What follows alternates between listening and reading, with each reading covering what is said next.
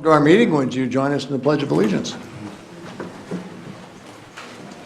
I pledge allegiance To the flag of the United States of America and to the republic for which it stands, one nation, under God, indivisible, with liberty and justice for all.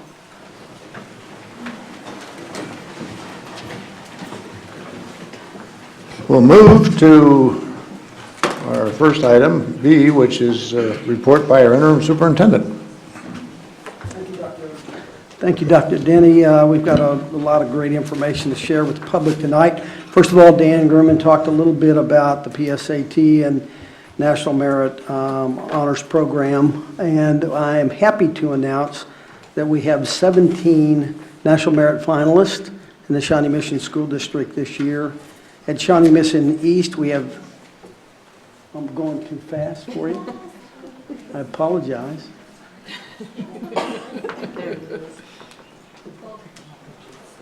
Now we're ready. So we have 17 students that qualify for National Merit finalists. At Shawnee Mission East, we have Grace Chisholm, Ingrid Worth, and Max Conrad. At Shawnee Mission North, Rafaela Kim. At Shawnee Mission Northwest, Cameron Aka. Hope I got that right. Benjamin Basel and Rachel Tao. At Shawnee Mission South, and I will mention, had the largest number this year of National Merit finalists. Andrew Bauer, Madison Birch, Braden Burgard, Benjamin Hansen, Robin McDonald, Annam Nicholas, Joel Quanstrom, Cora Seitzer, and Thomas Stepp. And from Shawnee Mission West, Rachel Silverstein and Aaron Smith. Very proud of our students, also equally proud of our teachers that touch the lives of these kids, that get them prepared to do so well.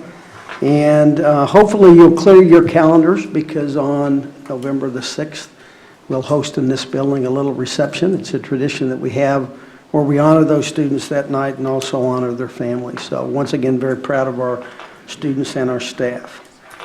Moving on, as education involves, part of what we tried to look at is the incorporation of real world skills. And what you see is some pictures of some interviews conducted at Apache IS for actual leadership positions in the district. So positions that students applied for and interviewed for were morning greeter. I'd like to have that job. I think that would be awesome. Library helper and school news crew. District administrators, the school principal, and members of our HR team conducted those interviews to help with those students with real life skills as low as elementary. In addition to that, at the middle school at Hawker Grove, we have started, and we announced this in an earlier board meeting, but the Jobs for America's Graduates, the JAG program, also teaches real world skills. It's a national nonprofit organization to prepare students for graduation, college, and career. The program utilizes host speakers, volunteers that provide opportunities for students, and real-world lessons designed to gain self-understanding of what it takes to be prepared to go into the world of college or for their career. Very simply, school should equal the opportunity for career college. We talk about that as a central theme all the time. Broadmoor Bistro. We have hosted 2 events. September 13 was the soft opening. We had about 100 people from the community came and from the district, where the students had an opportunity to practice their skills, only to find a week later on September 20th we had another 100 plus that showed up for the first open table dinner. So a little bit to each of you out there. If you've not experienced the bistro, please do. It is a delight to see our students in operation. Students who are in the culinary program receive 1,000 hours of restaurant experience in the 2-year program. And again, it's on the emphasis on career-ready skills, getting students ready to go out into the world of work. On September 11th, and we have a video that we'll play, but just so that you know, our Blue Eagle Fire Cadets honored the firefighters who lost their lives in the Twin Towers. They walked 343 stairs, that's 16 flights, one for each firefighter lost in the building collapse. This is another annual tradition for firefighters across the country, and our students were involved in that. And if we can play the video. All right, let's pack up. Now today, you're going to work. You're going to climb 16 flights straight up. This is the 9/11 stair climb. It's just to remember all of the firefighters and lives we lost that day. Going into tough places, you know, that's what it means to me, to save a life. And I really hope to do that one day.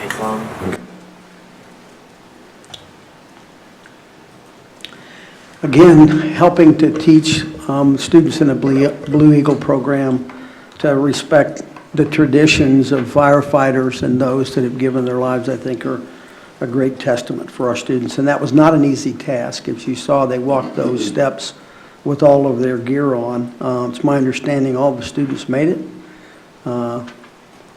Like me, there may have been one or two that would have had to stood aside for a minute, but all of them completed. So we're very proud of those students. Kansas Book Festival honored several Shawnee Mission students for their writing talents. The topic was write about a place that's important to Kansas. We had Sophia Olivero, Trailridge Middle School, that took first place. Colin Taylor of Trailridge Middle School that took second place. And Harrison Poland, Shawnee Mission South Overland Park High School that took first place. So we're equally proud of those students. Shawnee Mission West Student Council Board organized a conference for the Kansas State High School Activities Association. It was attended by 700 students from across the state. To be able to provide that, plan that in our house, in our building for the rest of the students across the state was no easy task. And again, an opportunity to learn those leadership skills is important. The next slide shows a group of teachers, and you heard Dan talk a little bit about of the 198 students that had earned the bilingual seal for 2016-17, 80 of those coming from the Shawnee Mission School District. I'd like to take a little bit of time to honor the teachers that were involved in that process. And you see some of them there with their certificates. They take part in learning languages, culture, building activities, respect and effective communication with people across different cultures. So these are a picture of our teachers that work diligently throughout the year for our students to be able to receive that award. And once again, I have to thank our teachers for their work. Great things happen in the Shawnee Mission School District. For those of you that weren't here, we talked a little bit about ACT scores. That doesn't happen unless we have great teachers. So I can't thank them enough. As we move in and talk about ACT, and Dr. Strike eloquently covered this with the board, just very clearly, all 5 high schools in the Shawnee Mission School District in the composite not only outperform the nation, they outperform the state of Kansas. And it's significant with those scores. So again, a testament of the great staff that we have as they work with our students and support performance on the ACT. We've got another year to be proud of. And Dr. Strike brought up that we in Johnson County have the highest free and reduced lunch count, but it really doesn't matter because all means all, and we prepare all of our kids. We continue to have a growing number of our students across our buildings take the ACT, and we continue to outperform, again, the state and the nation, and we're very proud of that. 5 Shawnee Mission nurses were recently published in the National Journal for School Nurses. I missed one, sorry. It was only an important one. It's the Kansas Teacher of the Year. I was there that night, too. So on September 10th, the honorees for Kansas Teacher of the Year, we went to a very nice banquet at the Marriott in mid part of Johnson County. And Travis Wallace, Science Teacher of the Year for Shawnee Mission North, was honored for his excellence. And Patty Ingram, a 6th grade teacher at Rushton, was named as a semifinalist. So very proud of those teachers. Now we'll go on to the nurses. 5 Shawnee Mission nurses were recently published in the National Journal for School Nurses. The article is multidisciplinary collaboration to improve mental and behavioral health. The outlines of how our nurses collaborate with counselors, psychologists, resource officers to address mental health in our schools. The Shawnee Mission Education Foundation was instrumental in assisting in grant writing. Monies were received from Johnson & Johnson and the Healthcare Foundation of Greater Kansas City to carry out the initiatives discussed in the article. Their work is outlined in the article, has given Shawnee Mission School District employees across the board ways to address mental health. It makes a positive difference in our students, our staff, and our community. Gary, I'm going to miss this one probably. Shizer, a fine arts teacher at Shawnee Mission West, was named the Kansas Outstanding Secondary Art Teacher for this year by the Kansas Art Education Foundation. Nominated by a retired teacher, recognized his contributions as an art education teacher in our district, his significant contributions to professional organizations. He'll be recognized at the KAEA Awards Banquet on October 20th. Congratulations to Crestview and Santa Fe Elementary Schools as we talk about taking care of others. We talk about the great work that the Shawnee Mission Education Foundation does. We embarked on some programs a couple of years ago where we asked our staff to consider giving to the foundation through payroll deduction.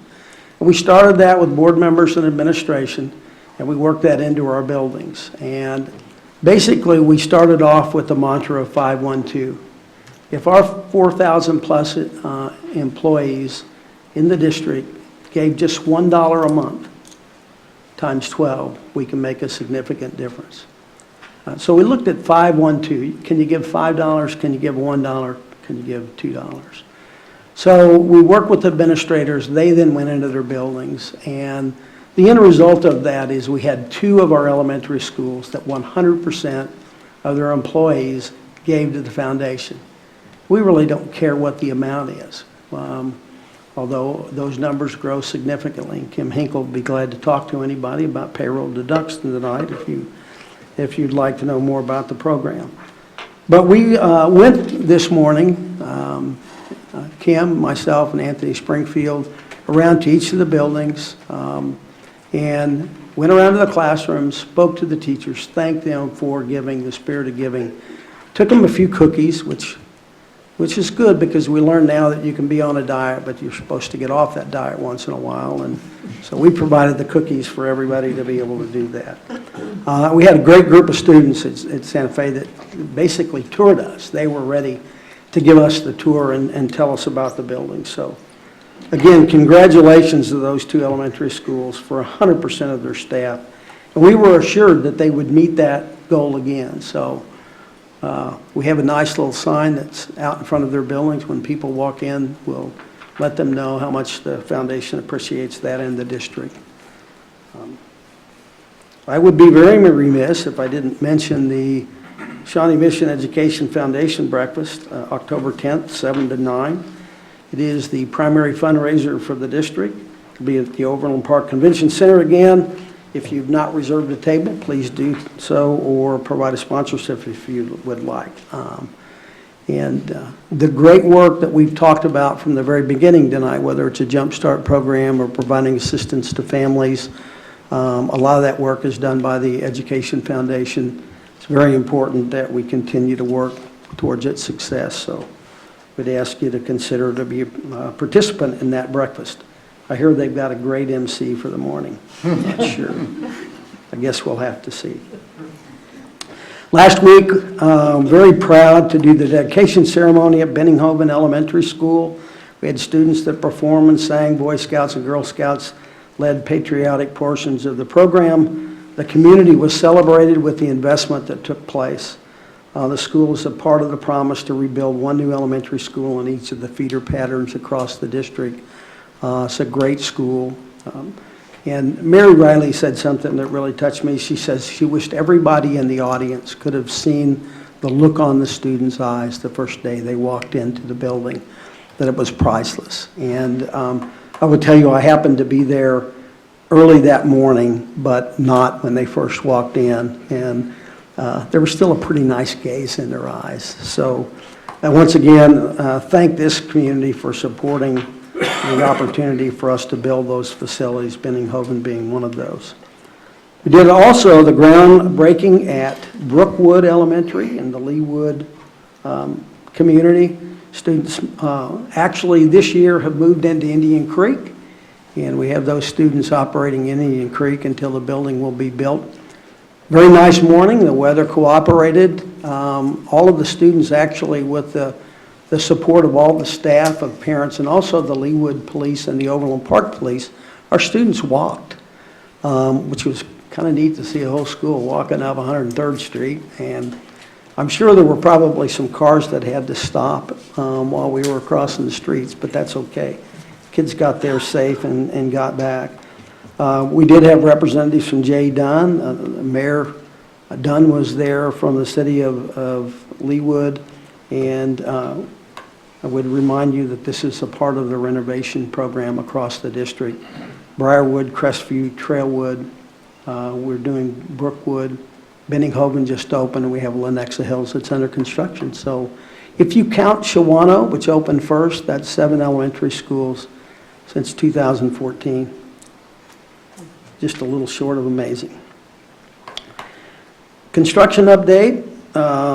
Crestview recently received an award from the 2017 Architectural Portfolio by American School and University, which is a national magazine, for outstanding design for an elementary school. It cited excellent use of materials, interior palette, and to provide an appealing and supportive environment. And again, I mentioned Brookwood and Lenexa Hills as well are under construction, and we'll be providing updates on a month-to-month basis for those programs. The fall athletic season has started. One of the facilities that we're very proud of is the renovation of South Stadium. As you know, we kept the bones of the old stadium and basically gave it a facelift. You see a very nice picture there of one of our early home football games, which is highlighted also by the video scoreboard that we have that's available, again, for student activities as well, to be able to, we now have to produce the football game. So the scoreboard, we're in the process of funders that are coming forward that are helping us fund that scoreboard, and we have several that have already come forward to help support us. We just don't have the names up there yet. So that concludes my report, other than we want to, for those of you that haven't been here, we have a new recognition that we started a month ago, and it's the All Means All-Star Award. And what the award is designed to do is to look at those people across this district, and I can't tell you, I try to echo this when we're in the buildings and throughout the community. Our staff is what makes this a great school district. But trying to look at nomination for those people that really go above and beyond the duties in their job. So we have open nominations for this, and we're going to bring a couple of these to every meeting this year. So we have 2 tonight, one from a classified personnel and one's that is certified. Again, it really doesn't matter. We're looking for that all means all-star. So I would like to introduce Judd Rimmers, who will come forward and I think introduced our first recipient tonight.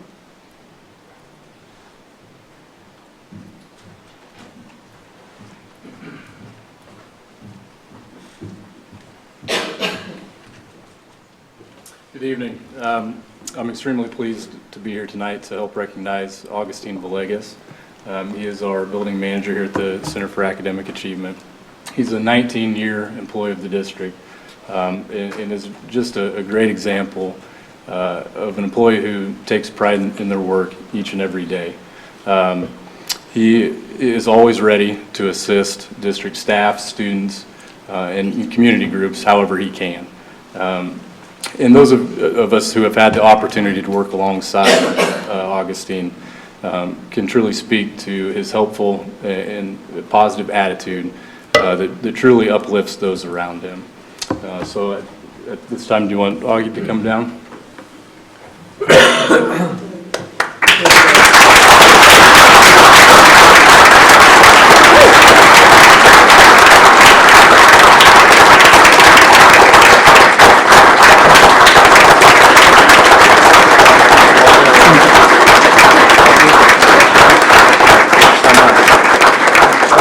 Augie, I think we've got a video here for everybody to watch, so I'm sure we'll embarrass you here, but that was the plan. Nice. So. Yeah.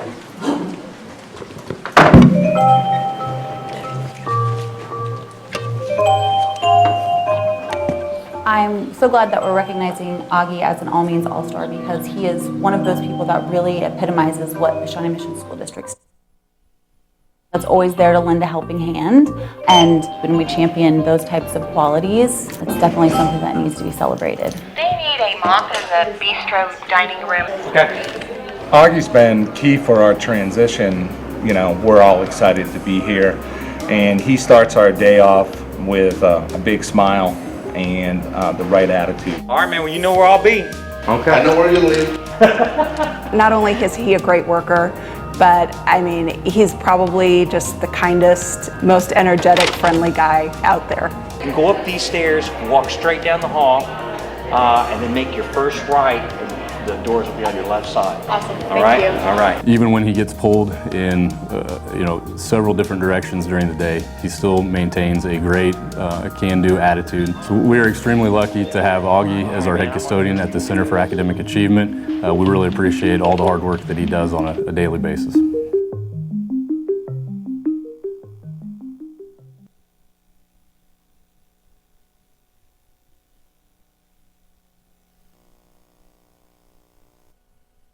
Augie, I think your wife is here too. Would you like to have her come up and be introduced, or?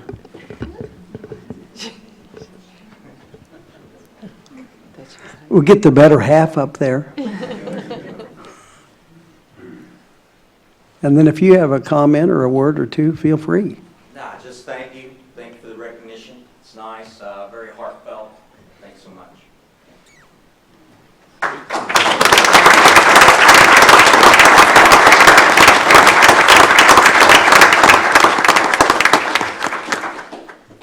Okay, thank you.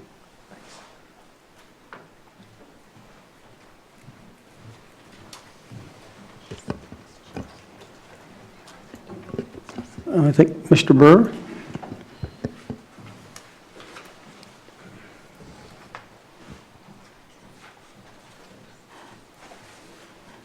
Thank you very much. My name is Mike Brewer. I'm the principal at Broken Arrow Elementary School. It is absolutely my honor to introduce Shawnee Hammett as an all-means-all-star. She truly is that. Shawnee joined the Broken Arrow team when I joined the team in 2014, and I talk a lot about being all in for kids, and that's what it takes to help kids find their voice. That's how we say it, is helping kids find their voice. And the number one thing academically to help kids find their voice is to open that reading door for them. And Shawnee does whatever it takes, and I mean whatever it takes. She is all in for children. I'm so proud of her. I'm so thankful for her and the tone she sets for Broken Arrow. She really has helped me in so many ways. And, you know, I taught middle school, so I need an expert at the primary level, and I've got one. I've got the best. She was a Kansas Teacher of the Year candidate and finalist, and also she has been in the district for 13 years, and she is a difference maker to the highest level. So Shawnee Hammett, come on up here.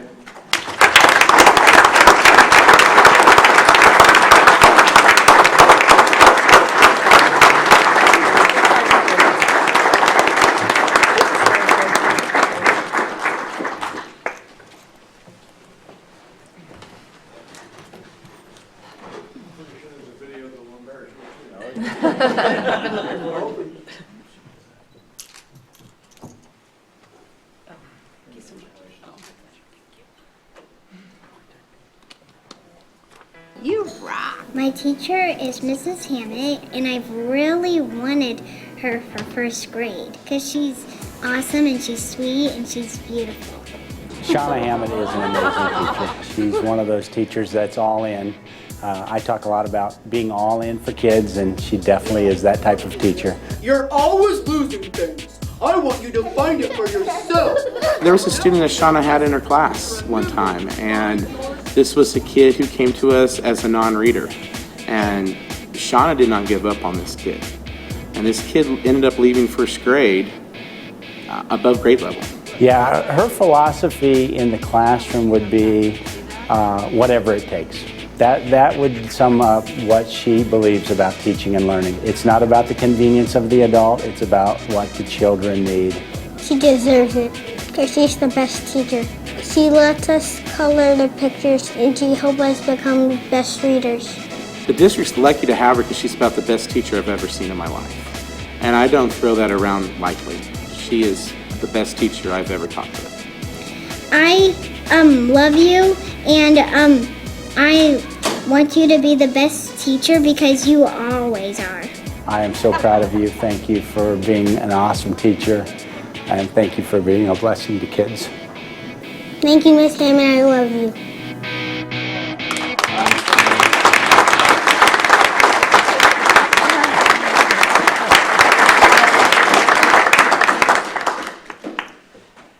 If I said something, I would just say what an honor this is, because an honor for service is the greatest honor a teacher could have, because, hey, that's why we're in this, for the kids. And just to challenge teachers to look outside of your classroom, because the classroom is not the only kids that we can make an impact.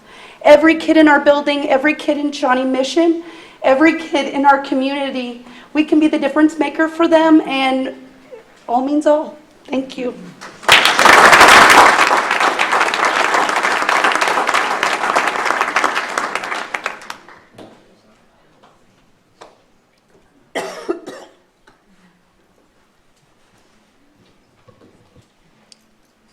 Wow, you don't follow that very well.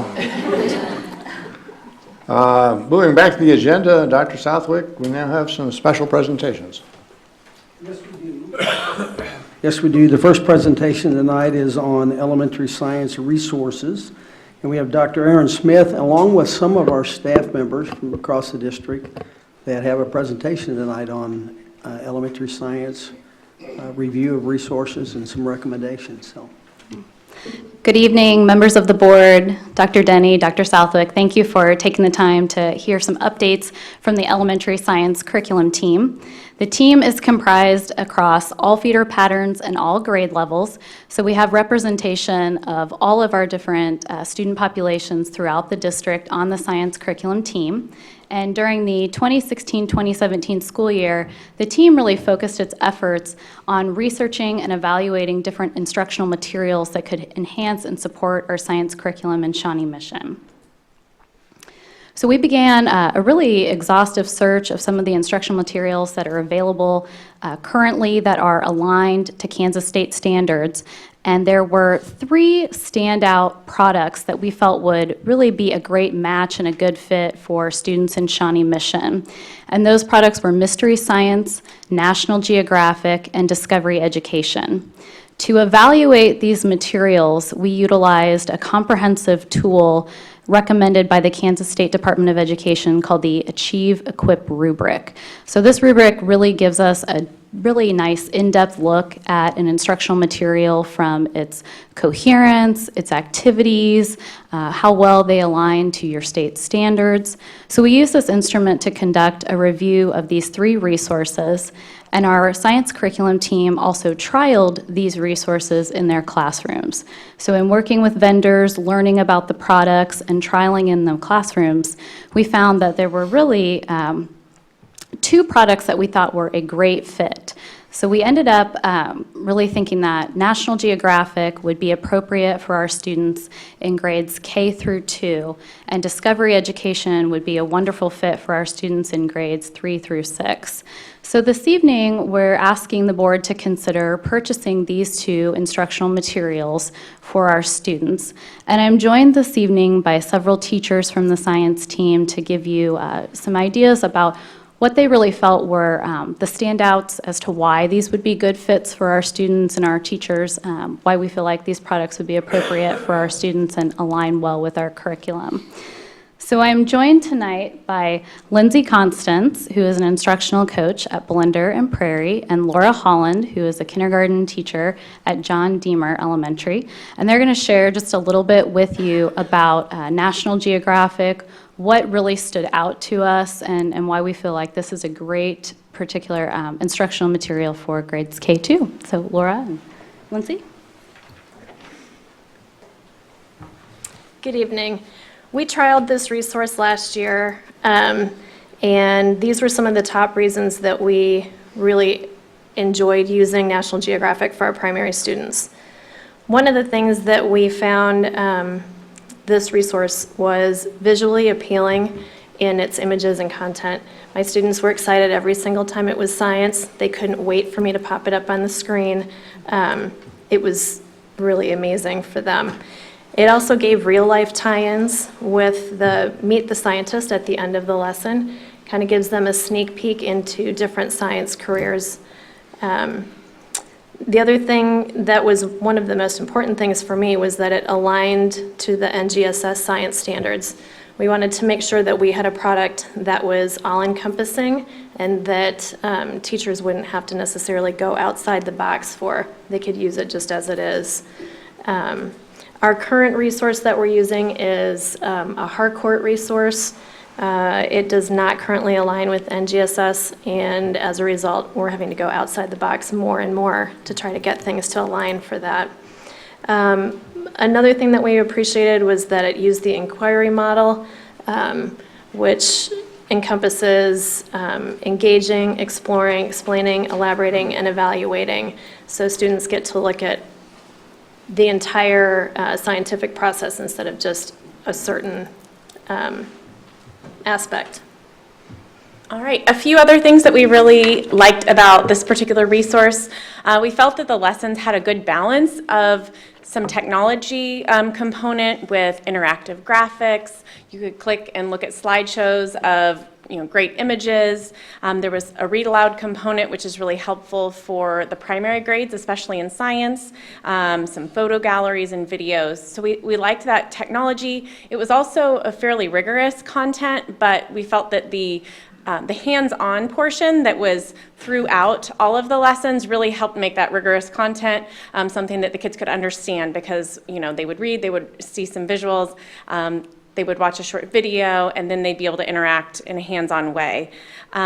We also liked the level of informational text, which is something that sometimes our students struggle with, so we really appreciated that with this resource. The other thing that we liked is there were ELA, English Language Arts connections throughout, with various notebooking opportunities, different writing opportunities, and we liked that sometimes it can be difficult to work in all of the standards at the elementary level with so much content to cover, but by having those throughout, we felt like we could teach our science and our English language arts at the same time.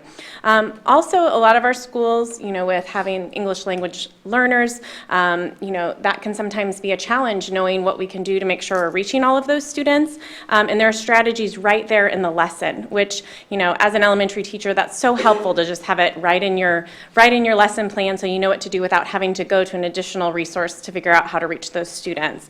And lastly, and I think this is very important, is differentiation. Throughout, there are ways to extend and then ways to remediate and help meet the needs of all of our students. That's been one of the big focuses in professional learning communities this year, is how do we differentiate? So I really appreciated that that was kind of woven throughout those lessons as well. So overall, with the teachers and the coaches that tried this out, we really felt that it was a quality resource, one that is going to help our students develop those 21st century skills, and also help them to really love science, which I think is the #1 most important thing. So, any questions? So we'd also like to invite up Kelly Atkinson. She is a 3rd grade teacher at Santa Fe Trail, and April Kramer, who's a 5th grade teacher at Tomahawk Elementary. And they'll share just a little bit about discovery education and why we felt like that was such a great fit for our intermediate grades 3 through 6. Good evening. We piloted the discovery education and thought it was the best fit for the 3rd through 6th graders for these following reasons. It aligns with the standards very well. Previously, we didn't have a common resource that aligned to all of the standards for the Kansas Science Standards, and we were fishing for different places, and it was not consistent throughout the district because every teacher was kind of doing their own thing. It's also very rigorous and relevant, and has many opportunities for writing scientific explanations and applying skills learned through the ELA program, so they got to write a lot and support their claims using text evidence. Some of the other things that we really appreciated about it was that just like the National Geographic, the units were based on inquiry skills and the 5 E's, and so it was very engaging for them, and then it would take them much farther and in questioning and exploring, and then they would have to explain and examine. They also have this great section in each unit for STEM activities. So teachers are, I think in our district, are great about finding those opportunities, but it is provided right there in each of the units for them. It also is kind of a starting place, but it introduces them to, there's a section called STEM in Action. So it shows the students opportunities to use STEM in real world situations. So they get to kind of research careers, like my third graders who are fascinated by bugs and animals, they would get to kind of research jobs at a zoo and zoologists, and even research technology that zoos use to keep climates controlled. And so that just went along with the things that we were learning with our standards, and so it just gave them, they were very fascinated and interested in that. So it gives some great ideas for teachers to start and then continue with those STEM activities. And finally, it goes along so well with our digital initiative, and each child will have their own digital textbook on their iPad. So they will be able to read and interact with it. My kids love to watch the videos. They have millions, hundreds of videos, and they're like, can we watch that one? Can we watch that one? They just want to keep learning and keep going. The videos allow them to visit places and see things that they might not be able to see in the classroom or in our community, and they are eating up. They're loving it. So thank you for your time. So we feel that these resources, coupled with the outstanding instruction that our teachers provide day to day, will really make for a wonderful science education in Shawnee Mission in our elementary schools. So we are recommending tonight that the board consider purchasing National Geographic for grades K2 and Discovery Education for grades 3-6. And at this time, we would welcome, the teachers and I would welcome any questions that the board might have for us. Any questions? Does this program and software, it sounds like a lot of it's software, permit the development of your own videos and other personalization to insert into it? So as you've worked with the content from year to year, you have the ability to insert your own video content or other, I guess, digital content? Absolutely. So these resources provide some wonderful tools for instruction, but a teacher can certainly personalize and customize according to the interests of their class, things that they've learned over the years. So it's a wonderful resource, but it doesn't take away from the teacher to be able to kind of add that art into teaching. Yeah, thank you. Thank you very much. Dr. Southwick, you're up again. Yes, and before we move on, Dr. Smith and staff, thank you for taking the time to review. This takes a lot of hours and a lot of work. We recognize that. We know your team was larger, and some of those may be out at a conference right now, or we might have had more staff members that would have been here tonight, but we do thank you for your work. Move on to a presentation on the Aquatic Center. I just would remind the board that when the program for construction went to the voters in early 15. Part of that was to construct an aquatic center that would serve the entire district.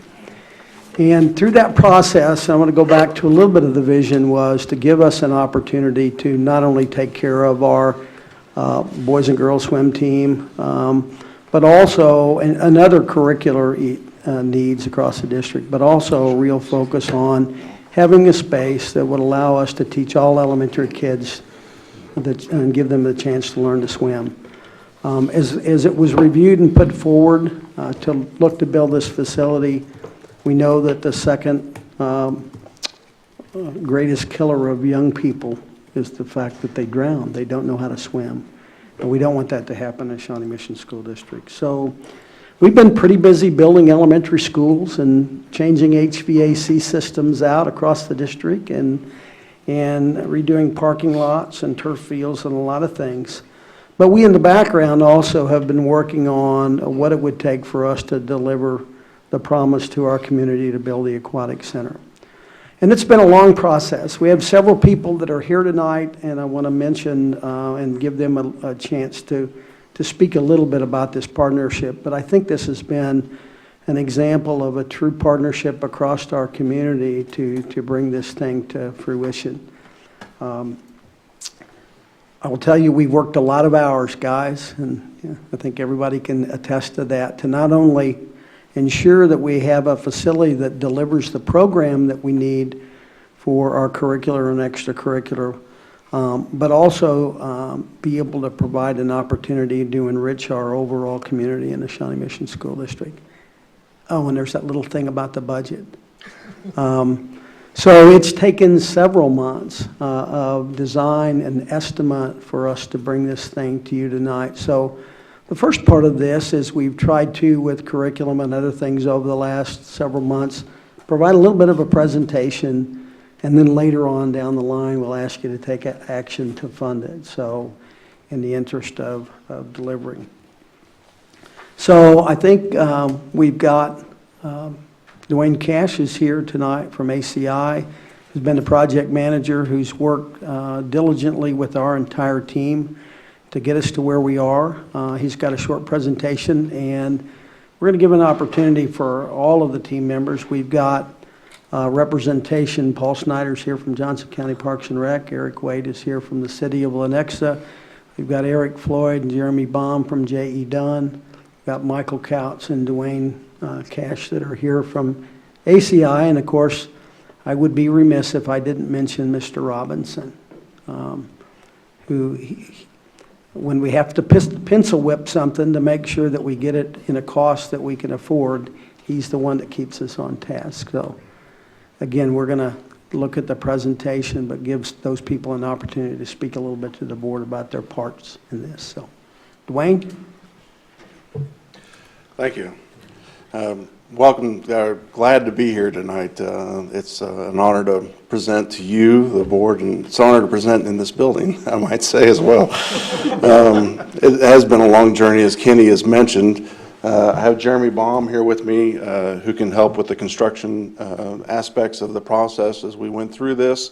But I want to just kind of go through this real quickly with you, give you an idea of the building that we've struggled with here for a good number of months, but I think something that we're proud of and something that we hope that you'll be very proud of too as we move forward through this process. Just so everybody knows, I'm sure that you do, but where the building is located. The building is located on 87th Street in Lenexa, just west of Renner Road in the Lenexa City Center development, directly across the street from the new Lenexa Rec Center here and the Lenexa City Hall here. The Aquatic Center will face the mall or plaza space between those two buildings. I think a lot of you have been to that new space and how great that is. And we've really, from the day one, tried to focus that building towards that plaza space. Because we think it really does kind of set the building off and sets up a kind of that reinforces that partnership that we've been talking with Lenexa about for such a long time. So the Aquatic Center is this portion of the building. This portion here to the west is the parking garage. As you can tell, we've taken up the whole site. There's not much left. We do have a little bit of space. And just to mention, I know Eric will talk about it, the partnership, but working with the City of Lenexa has been extremely rewarding. They have worked with us on how we can meet their vision for the neighborhood, but also meet the vision and the program for the district. And that's been a really nice process. This shows that site just a little bit closer, and you can see that we do have a lot of street amenities around the building. We've got places to sit and benches. We've got brickwork on the streets. It all fits in with the city center design guidelines. The sense of human scale to the building is very important. It's a big building. An aquatic center is a big building, but we've really kind of tried to make that building feel like you're connected to it. And you'll see how we've done that as we kind of look at the building a little closer. We do have a little pocket park here on the northeast corner, which actually acts as a rain garden. We'll take some of the water off the building that we collect, and we'll treat that here in this rain garden before we send it on down the path of the stream. We have another one here on the northwest corner. This one is just a green space. It's a little bit of a buffer from the parking garage in that neighborhood. This is 87th Street heading west here. This is 87th Street heading east. Oh, gotta watch my fingers. 87th Street east heading this direction. This is Elmridge here, and this is Winchester there. We are looking north on this slide. I'm going to confuse you now because now we're looking north here to the left of the slide. We've rotated the building. The building wouldn't fit on the slide the other direction. The building is a one-story building with a mezzanine. You enter here, and that is that southeast corner right across from the plaza of Lenexa City Center. As you walk in, there is a reception desk here, and we'll look at that a little bit more detail as we move forward. A lobby space. Now, this lobby space is a glass on both sides, so we have that connection from outdoors to indoors, but it also acts as a little bit of a buffer for the sunlight and how that sun is entering the building. So we get the benefits of natural light, but we don't get the glare that you would associate with that, having that southern exposure of glass.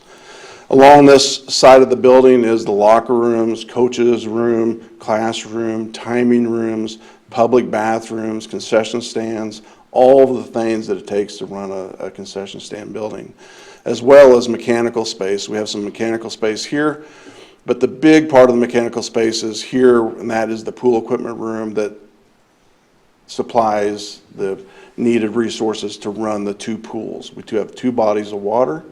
We have a 50-meter competition pool here with two bulkheads. That gives us the opportunity to configure this pool in many different ways. We can run it as two short courses, we can run it as one long 50-meter pool. During practices, the bulkheads can be pushed to each end, and they can run 23 short course lanes this direction. That's a lot of kids in the water all practicing, because they can put multiple kids in each lane. So they really can use that very efficiently. It can be set up for water polo, basketball, learn to swim programs, lots of different programs that this pool will allow. And this end is the diving well. So we're about 16 feet deep diving well with a 3-meter board and a 1-meter board in this end. This end of the pool right here supports the dry land training area. The swimmers do a lot of work outside of the pool, and they needed a nice flat space to do that, and that's what this space here allows for. This pool here is a 25-yard pool. It's 4 lanes wide, and it is an instructional pool. This is a shallower pool. This is probably something that JCPRD can talk about a little bit more of what they would use this for. But again, it can be used up for warm-up, cool-down. It can also be used for learn to swim and different water aerobics, different activities like that. It's a very flexible pool. This end of it has a movable bottom, so it can go from 0 depth to 7 feet deep. So if depends what your program is in that end of the pool, you can tailor it to that program. And that's just this end third has that feature. Upstairs, the mezzanine is the seating area. We have seating for about 1,000 people in seats here, but we have the opportunity for seating in the mezzanine area here that overlooks the pool. This part is in the conditioned space. So if you have breathing issues, or you just don't like that warm, humid environment of a pool, you can still be in that nicer conditioned space and still not be connected, or still be connected to the pool and the swimmers. And we thought that was really important. because not everybody is built for a pool environment for a long time. And if you've ever been to a pool meet, they do go on for a while. And we have bathrooms up here as well, and a elevator. This is what the building will look like from that southeast corner if I was standing in the middle of the intersection, which I'm sure is not a good idea. But this is looking at 87th Street west, or eastbound. I'm standing in the lanes of eastbound 87th Street. Elmridge is here to my right, and that is the front door into the building. As you can start to see, this, the hint of the glue lambs, that is the roof structure of this building. Wood glue lambs are an excellent structural item for a pool environment. They do really well in a pool environment, and that was something we took into a lot of consideration. The rest of the building is built out of precast concrete, insulated precast concrete, which is a great insulator. It's a great product for going up and very, very durable. We've spent a lot of effort and time making sure that we had a building that could not only afford, but something that you could maintain. Pools are a very caustic environment. They want to corrode things very quickly. So we've taken a lot of time and effort to make sure that we've made the right choices in that arena. This is the parking garage. This is looking 87th East. Along right to my right would be the rec center, Lenexa Rec Center, and the parking garage. And we work closely with the city of Lenexa to make sure that the parking garage blended into the neighborhood and blended into the building, but didn't become too much of a focal point. We still think the Aquatic Center is the focal point here. This is what you would see if you were heading west on 87th Street. Again, we have north-facing glass on this side. The glue lambs are projecting out again. We have a little bit different environment, a little bit different pedestrian scale here.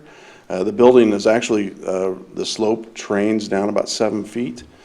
So you see the pedestrians walking there. They won't actually get a view into the pool, but the passerby and the cars will have some glimpse of what's going on in there. This view, they do. You know, as people walk in front of this building, they'll have that real connection to what the activities are going on inside the Aquatic Center. And hopefully that will interest them to become involved and get involved in some of the different swim programs that can be available there. I'm going to let Jeremy talk a little bit about the process of once we got the drawings done and sent to out to bid, and Jeremy took over from there. Dwayne, if I could share just a minute before we get to the construction piece of it. Some of the timelines that we went through to deliver the building, if you remember back in December, I think 15th of 2015, the board entered into an MOU agreement for this piece of property with the city of Lenexa. That piece of property was valued at about $1 million. So that was not necessarily a gift, but was a part of a partnership and relationship with the city of Lenexa. As we started to look at the process, we not only hired ACI Boland, but we brought Councilman Hunsaker, which is the #1 aquatics consultant in the country. I think they most recently had built University of Missouri, but also the swimming facility in Georgia, Atlanta, Georgia, I think that was used in the Olympics several years ago. So we went out and we hired those people that understand aquatics to bring it forward. As we began to look at the design team, of course, we brought J.E. Dunn on board early on in a construction manager agency process. We reached out to our athletic directors and all of our swim coaches, boys and girls swim team, and said, if you can dream and dream big, what would you ask us to have in this facility? So they created a list, and I remember about 15 things that they had asked us. If we're going to have a high-quality facility, it should be there. So those came back, and we then entered into the process with the design team to deliver those. Jeremy's going to talk about that process a little bit, but I want to circle back to after we got to schematic design and into design development, we went back to Indian Creek and sat down with all of those coaches and athletic directors for about a 2.5-hour session. We stayed as long as they wanted to, and they wanted to stay a long time, and talked to them about how we delivered what was not only the architect's vision and what would be a good pool, but how we incorporated in those things that they said would be important. So I only share that because it's, we've got partners here tonight, but there are a lot of people that provided input on what it was that we wanted to deliver that aren't here tonight. Last piece of that is we did have parents along the way that called us and wanted to know if we were going to have a good HVAC system or 2 bulkheads, or if we were 50 meter, where the location was and why it was going to be there, and we always responded back to them. So again, that's just a little piece that I wanted to make sure that the board and the community had an understanding of this process as we move forward again to get to where we're tonight. So. Well, thanks. On behalf of Jay Dunn and the Dunn family, we're honored to be here. Excited to be part of this team, excited to be part of this amazing project. It feels like a long time coming, but we worked hand in hand with Dwayne and his staff for many months. From the schematic design phase to really bring the best value to the project and maximize those dollars that are going into the facility while keeping it on budget. So. End of August, the design was done. We sent it out to bid. I feel like Dwayne and I, for the last 4 weeks, have been nothing but answering emails and phone calls, hundreds and really thousands of phone calls related to this project. There's been a lot of great support from the trade contractor community. We sent the project out to bid at the end of August. I was on the street for 4 weeks. We took bids on September 19th. We had 117 bids for 28 bid packages. That resulted in about 4 bids per bid scope, which we're really happy with. And ended up resulting with a project that was on budget and that we can stand here and look forward to the groundbreaking for. We have one last little thing. I'm going to let Jim, he's my Drew Lane, run this for me. We have an ability now to take this model as we build these drawings to make an actual model of the building, and we're leveraging that technology now to where we can actually visualize the building. I'm going to have Jim kind of just spin around the building a little bit to give you an idea of the massing. The colors aren't accurate on this model. This model is just a massing model, but it does give a sense of the scale and the features of the space. And that's what that rain garden feature we were talking about. And this is the north side of the building. And you can see that transparency, that connection to the community into the pool. As we move along here to the moving west, past the parking garage, and that extra little piece of grass area, that amenity on that side of the building. This is the entrance into the parking garage off of Winchester. The parking garage is open all the time. It's about 200 spaces, a little less than 200 spaces. Again, we worked with the train to make sure the parking garage fit into the train. So it actually, we worked with it instead of trying to work against it. This is the parking garage entrance here on the south side now. But this is also going to be an auxiliary entrance into the Aquatic Center from this location here for very big meets. But going in and out of the parking garage is all off of Winchester? It is, correct. Yep. Here we are on the south side now, and this is where you get that human sense of the transparency as cars drive by. They'll be able to get that sense of the building, what the activity that's going on in there, and hopefully engage them in those activities. I'm going to have Jim go into the building.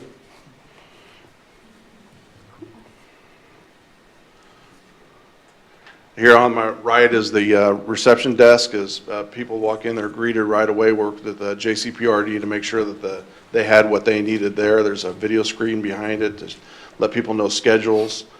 And again, the lobby space is very much connected to the pool. You don't feel like you're isolated from the pool. You're part of it, but you're in a conditioned space here. The buttresses that support the glue lambs, the glue lamb structure are here as well, and that's part of that space. We really feel like that tectonic structure of the building wants to come all the way down to the human scale.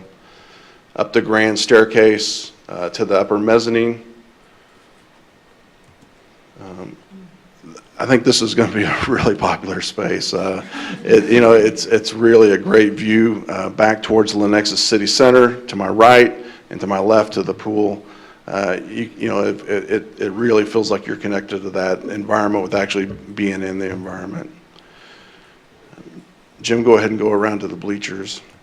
As we go past the bathrooms here on my left, and then out these doors would be the elevator lobby for the parking garage, up the stairs to the top of the seating bleacher area. Some of these benches are the upper parts of the seating are benches, and lower are seat back chairs. The reason we didn't do seat back chairs everywhere is because kids need a place to crash between their meets. So we provide a lot of benches so they can hang out with their family and a place to crash. That is a big thing we heard from the swimmers. They've got a great view of the pool, and beyond this pool you can see into the instructional pool across the way. You see the glue lamp structure and the space that they create. It really does a nice job of spanning this space, and it adds a sense of warmth to the building as well. Go ahead and hop down on the deck. I'm just going to jump off. The timing room there to my right. We don't want any students to do that. No, we do not. We have precautions for that. That is the timing room, one of the two timing rooms here. That we have two timing rooms because we can split it up as a short course or a long course. A pool deck is pretty generous with as many kids as we hope are participating. We want to make sure we had enough pool deck for safety as well as comfort. Down at the end there, you can see the diving boards and the dry land training space. Underneath to the left are those amenities, locker rooms, the coach's room. There's a wet classroom here. That's the coach's room there. To my right is the wet classroom so that they can have that teaching environment as well as in the pool. We have on-deck showers and down the way here so that they're not exposed. They can kind of tuck underneath here and take a shower off the deck between their heats. Access directly in the locker rooms there, and that's pretty much the building. Any questions or anything you'd like to see before I let? Scoreboard anywhere? I mean, is there going to be? Yeah, we don't have it in this model, but there's two lane scoreboards, one at each end for heats. We do have a space here in the middle, right across from the pool for a video board that is not part of the project. That would be similar to what we're doing at this South Stadium. That would have something, the opportunity to be paid for by advertisers, but it's set up for it. Thank you. Dwayne, thank you. Jim. Thank you. Jeremy. Eric, Wade, Lenexa.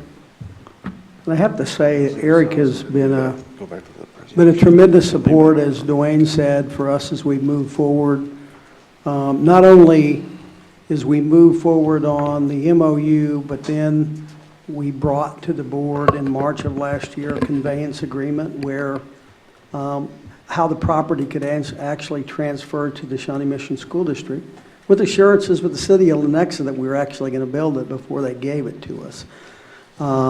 So later tonight, you'll see that addendum to our conveyance agreement that talks not only about the handing the property over to us, but also the value added of kind of a brainstorm of both the city and the school district to provide public parking. So, and Eric's been at the table with us the entire time to make sure that we can do this. So, Eric, for you and your city council and support of your staff in the design process, I can't thank you enough.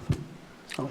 Well, thank you for allowing me a few minutes. It's kind of tough after that beautiful presentation to stand here, and I'm standing here only because the mayor is out of town tonight.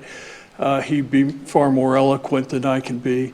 I just wanted to share with you a couple things. First of all, we really appreciate the Shawnee Mission School District, not just with you locating this facility here and the beautiful new grade school that you're building just to the west of here, but the fact that you're in our community. And When we thought about working with you on this, it's a sense of community that instilled in us the importance of being your partner on this, because we serve the same people. And we think that creates a greater value for the people that we both serve. So thank you for being our partners on this.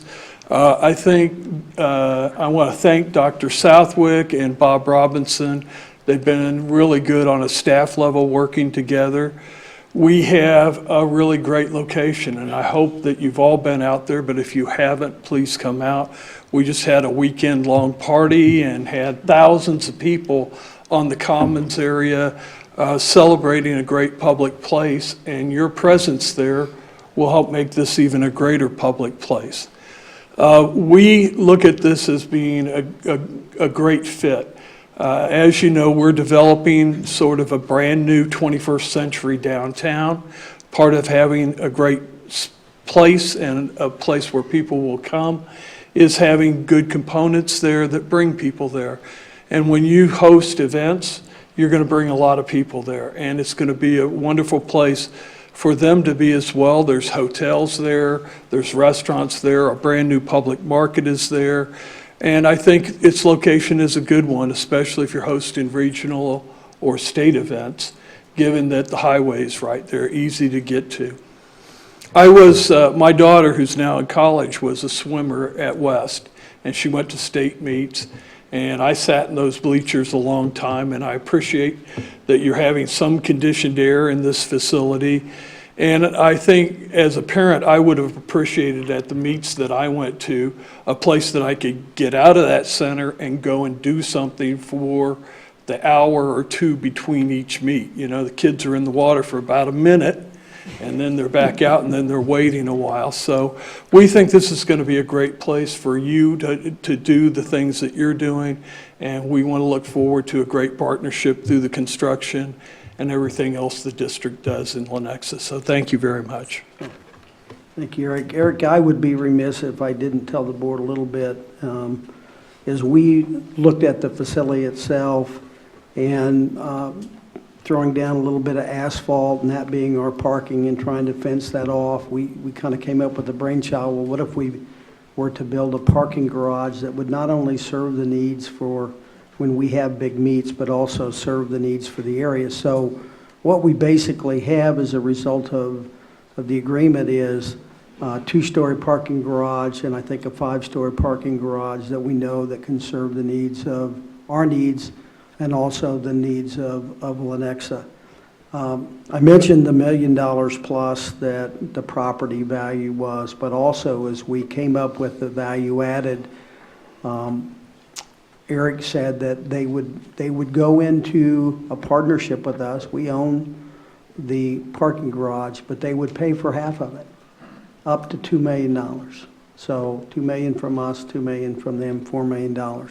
When we took the bids, the design came in a little bit higher than that. And we went to Eric and said, I think we're at about $4,424,000. And he said, I'll go to my council and we'll be in. So they've been true partners. In addition, with this agreement, we will work together to pay for the cost to maintain it and to supervise it. So again, without having a great community partner, that's an amenity that would not sit there to serve the school district. So again, can't thank you enough, and I'll be at your place if I get the date. Yeah, we'll try to get that before the council in the next month or so. My council has not seen the amendment, but we have an agreement already for the $2 million, and we're committed to being your partner for 50%, and I think we're ready. We just have to have the council approve it. So, thank you. Thank you. One last partner, and you all approved an agreement with Johnson County Parks and Rec. I would remind you that we went through a vetting process where we took application and reviewed who was going to run the pool. We felt very comfortable with building it and using it, but not so comfortable with running it on a day-to-day basis. So through that vetting process, you all have approved Johnson County Parks and Rec to be the managers of our pool. And they have been at the table with us since the very beginning of the design work to make sure that we create a facility that takes care of us, but also would serve the community well for them to operate. So we've got Paul Snyder here tonight, and Jill and all of her staff, I think, are at a conference. Someplace exotic, I'm sure. That's correct. Good evening, Paul Snyder. I'm the chair of the Johnson County Parks and Rec District Board. Jill Geller, our executive director, and Rhonda Pollard, who's been an integral part of this process, and our other leadership team are in New Orleans for the National Parks and Rec Association Conference. They go every year, but this year is especially important. We are nominated for the Gold Medal Award, the top parks district in the country, and so we're hopeful that tomorrow we will come back with that gold medal victory. So they send their regards, and so I'm here basically just to express our appreciation to be your partner. We of course have a long history with the district, primarily built around our out-of-school programs, but this is just a tremendous opportunity.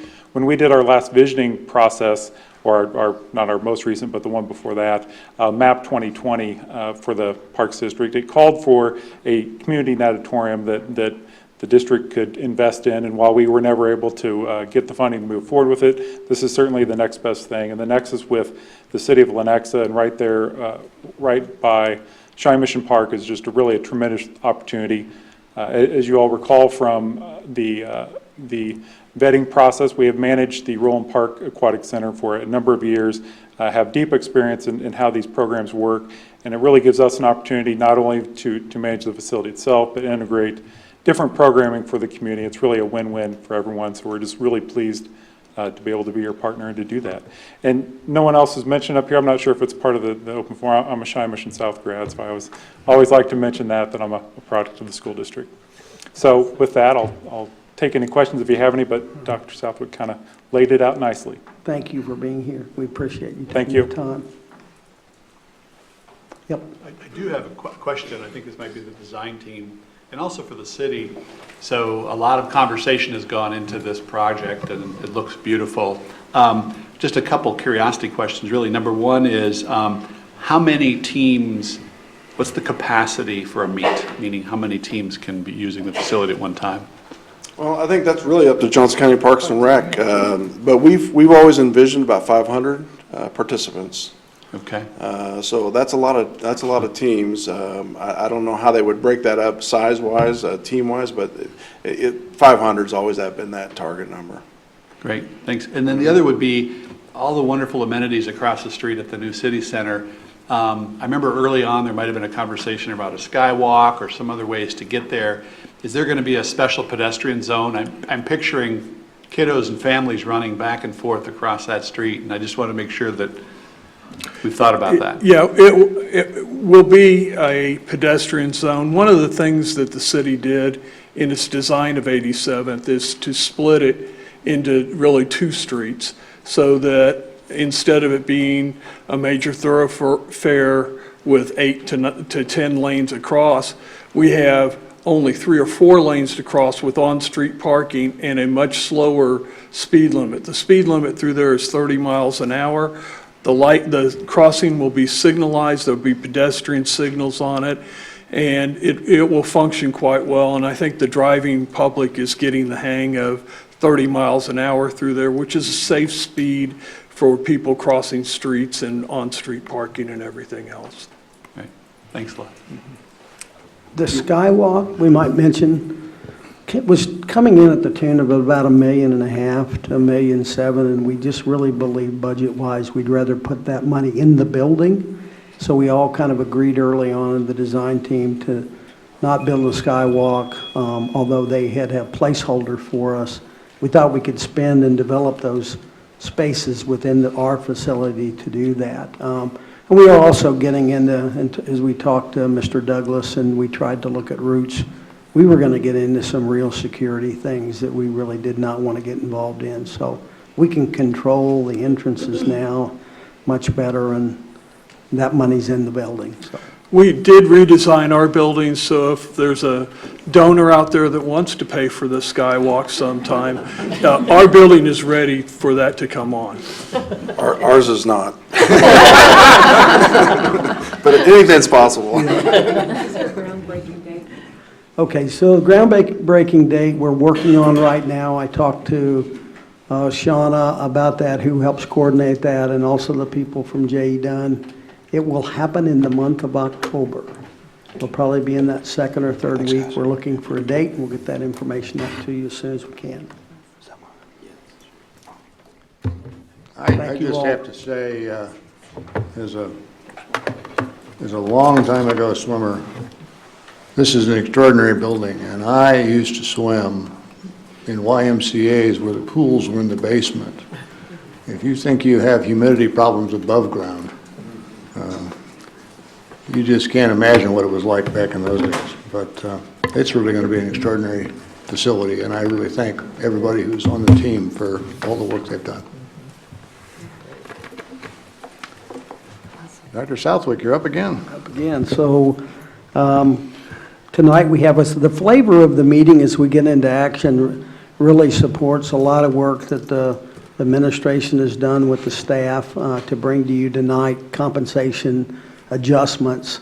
And a big part of that is benefits. A week ago, we sat down with the district benefits committee and outlined again, once again, all of the benefits that you all provide our employees of the district. And so I've asked Jim Bigliaturo from CBiz to be here tonight, and he's going to go over a little bit of the information that was reviewed with our benefits committee a week or so ago.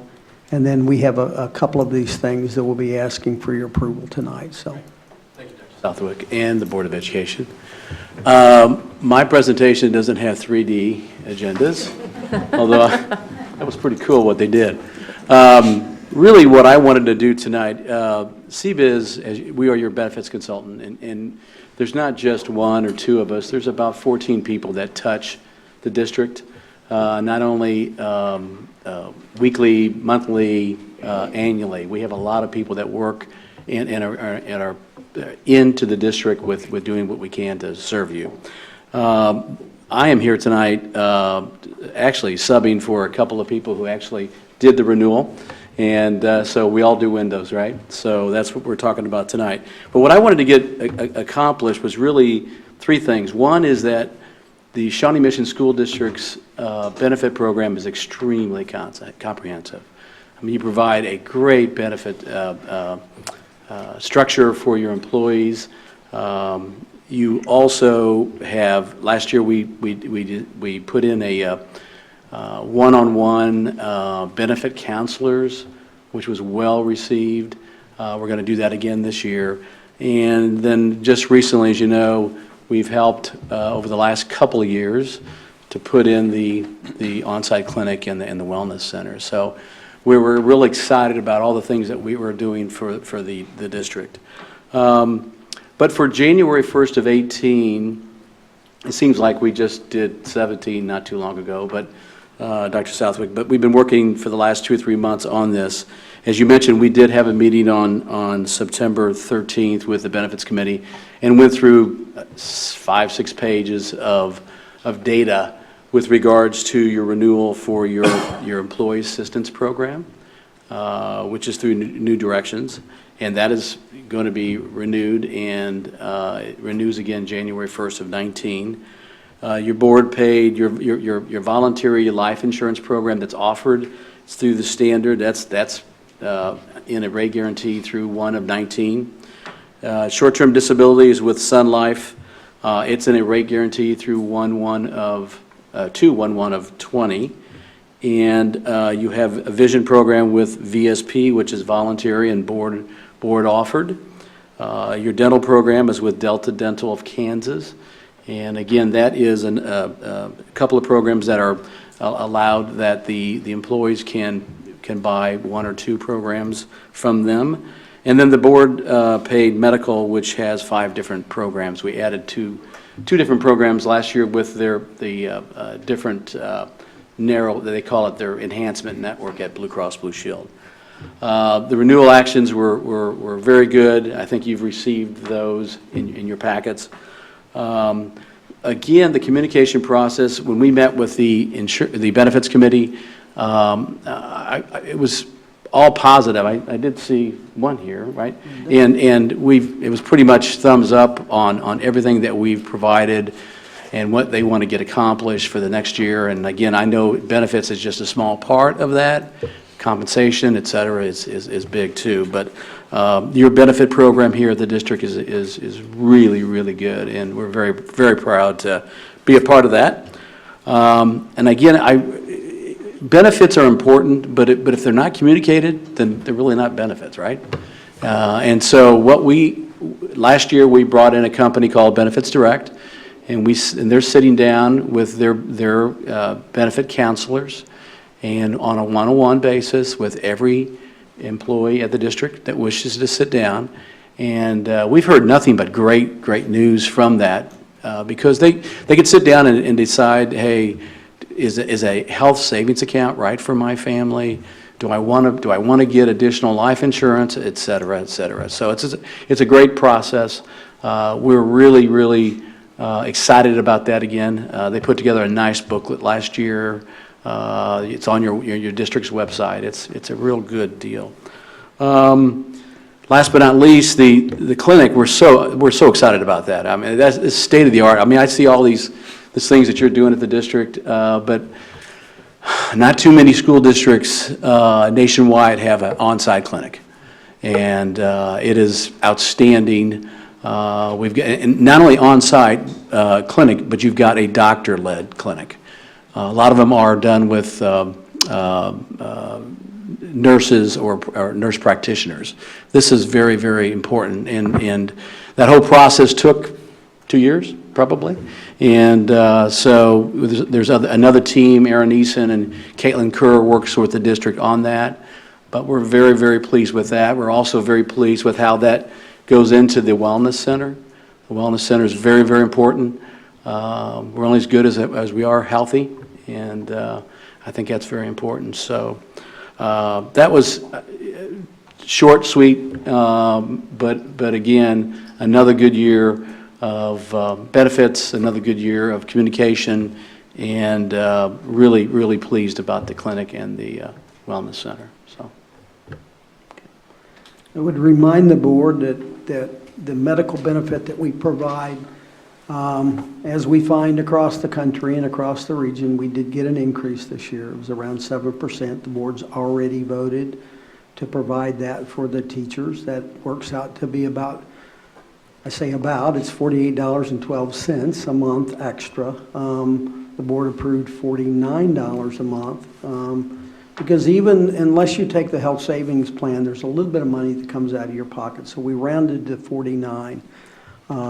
That was approved when we finished the negotiation with the teachers, and you'll hear later on tonight that same benefit we're recommending for all of our staff members. So there was an increase. You all have been generous enough to cover that for our teachers, and I'm making strong recommendation you consider that for the rest of our employees as well. So.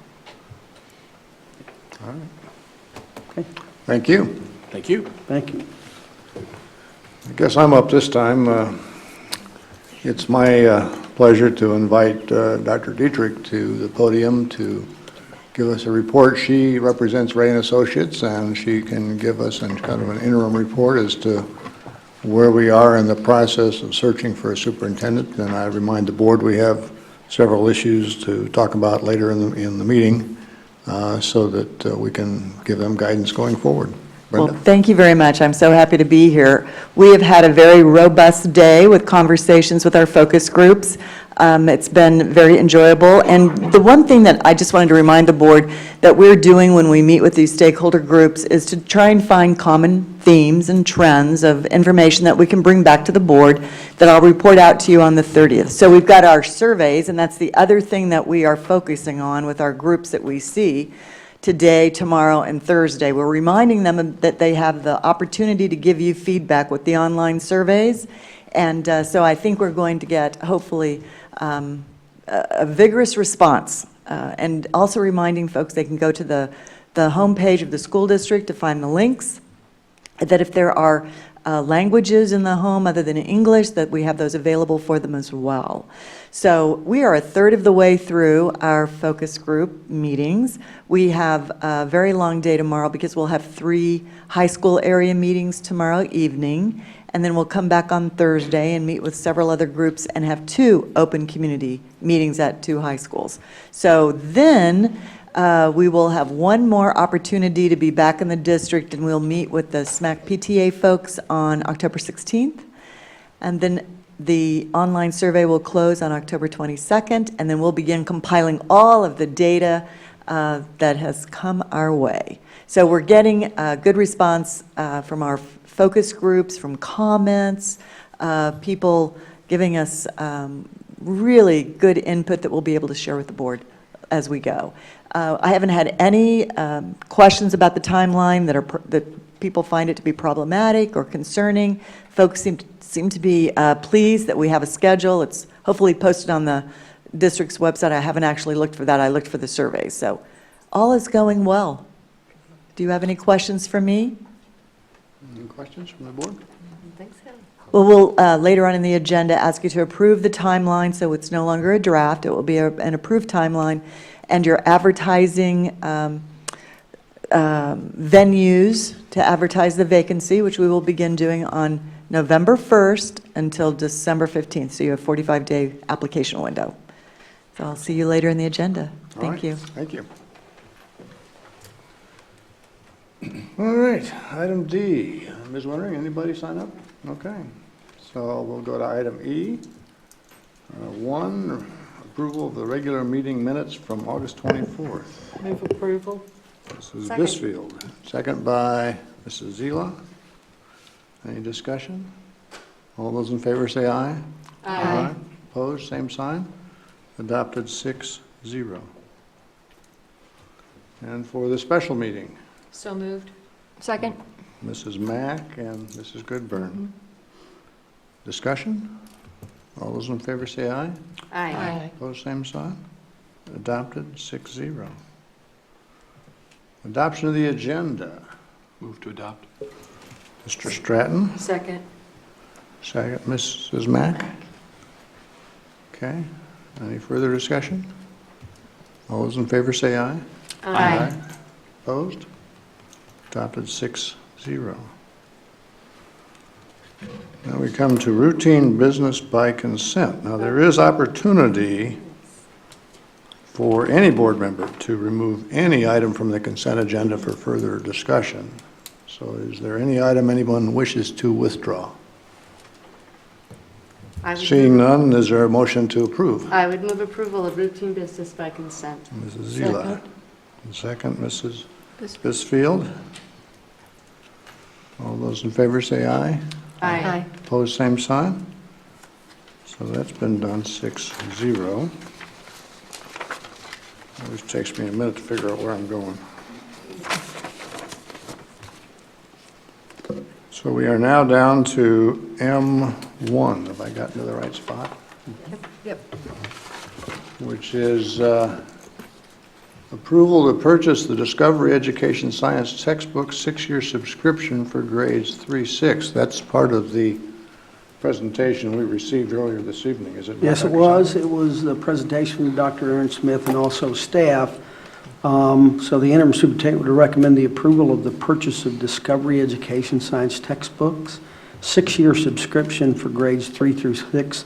The total cost of this sign resource would be $309,888. And I would remind the board and also those in the audience and those that might be listening that we have tried to look at any purchases that would be over $250,000. That's a pretty big number. But we tried to bring those for action.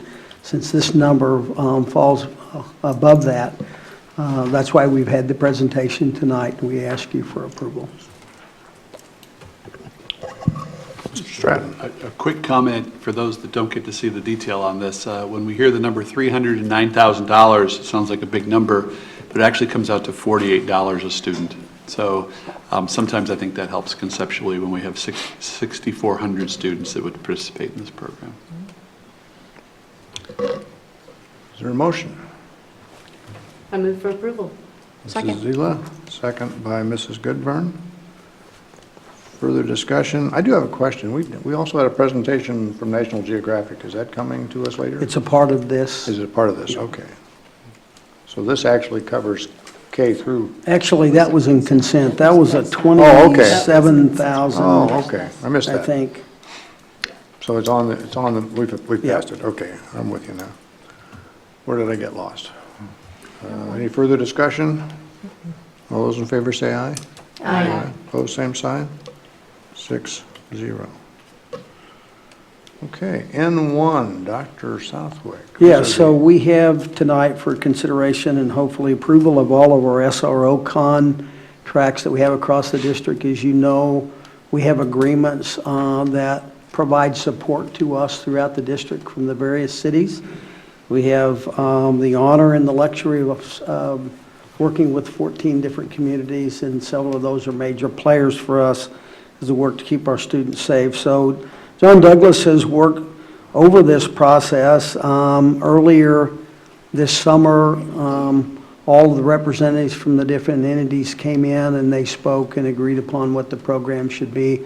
There hadn't been raises over the last several years, and they were agreed to look at some programming that would allow those officers to get a little bit of a raise. The hourly rate is $26 now and 83 cents. So, but we bring to you tonight a recommendation from to look at the school resource contracts from the City of Prairie Village, the City of Shawnee, the City of Lenexa, Johnson County Sheriff's Department, and the City of Overland Park to provide one full-time officer at each high school and middle school for 2017-18. The total of that would not to exceed $330,750. There is a caveat to that, that if, based upon rental need that we might have, if we needed additional dollars, we might come back to you for an amendment to the budget in the spring, but we'll monitor that closely and I'll keep the board informed. Okay. I move approval. Mrs. Bisfield, I'll second that. Mr. Stratton. Any further discussion? All those in favor say aye. Aye. Opposed, same sign. Adopted 6-0. Oh, let's see, where am I? Lost again. N2, approval of memorandum between Shawnee Mission District and Growing Futures. Dr. Southwick. So Dr. Neal has worked very closely with our partners at Growing Futures to present tonight the recommendation for the memorandum of agreements between the Shawnee Mission School District and Growing Futures Early Education Center. This contract, as you probably remember, is something we renew every year, and this will be good for the year commencing of July 1, 2017. We're actually a few months into that, but this will cover us till the end of the year. And I will be completely honest, deferring any questions that you might have to Dr. Neal. Move approval. Second. Mrs. Mack, seconded by Mrs. Zila. I would comment for those who are old like me in the audience, this used to be called Shawnee Mission Head Start. Right. Absolutely. Okay, moved and second. Any further discussion? All those in favor say aye. Aye. Opposed, same sign. Adopted 6-0. Human Resources, Dr. Southwick, 01. Yeah, so we're going to talk a little bit about a couple of agreements that we have come to with negotiated groups, the first of which would be our parent educators. As you remember, the teachers were offered a 4% increase on their base and every step of the schedule, all the way down to the end of their schedule. And along with that, an opportunity to move for a step. So the 4% would be a minimum that anybody would receive, but if they were granted a step, they had additional dollars that they would receive. So we're recommending the same 4% as Dr. Siggs sat down and negotiated with parents as teachers.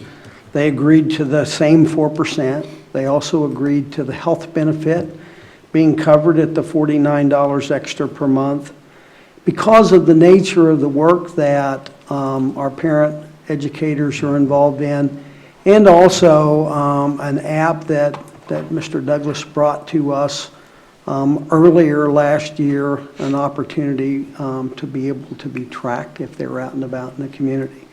So they also agreed to a cell phone allowance for those few staff members, but we felt like that was very appropriate. The last thing was, and I don't know all of the ins and outs of this, but the opportunity for our parents as teachers to take leave has been very convoluted for a lot of years. One of the persons that works in payroll for about 19 years said that she struggled with it every year. So Dr. Sig was able to come down with those employees and make some changes to the leave procedures, actual language changes that made that easier. She gave me the example today that for people to take off and to be able to get the hours that they needed in some of the days that were blackout days, it might have required them to work X number of hours on a Sunday or X number of hours late on a Friday, and we thought we could get that cleaned up, and so the agreement includes that additional language.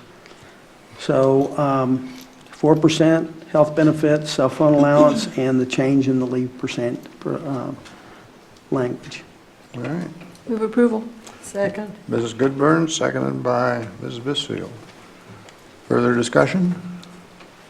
All those in favor say aye. Aye. Opposed, same sign. Adopted 6-0. Thank you.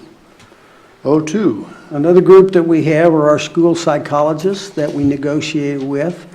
Again, Dr. Sig conducted those negotiations, and I have to mention that she said that both of these groups were very amenable through the process. They primarily wait to see what Linda and her group negotiate, and then they try to move forward with something very similar to that, and that's been the district's process and procedure.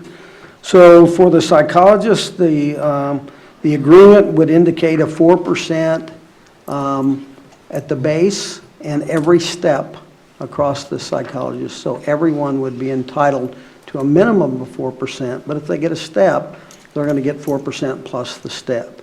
So we've tried to avoid trying to figure out what those percentages are because they change at every single step. So 4% plus the step, that makes the increase much greater than the 4%. Also, the health benefits would be offered at the $49 extra a month to hold them harmless on their increase. And they had no changes in any of their language. So those were the two components. Move approval. Second. Mrs. Mack moved and Mrs. Zila seconded. Any other discussion? All those in favor say aye. Aye. Opposed, same sign. 6-0. 03, approval of classified salary schedules. So that leaves a lot of employees that we have left, are very important classified.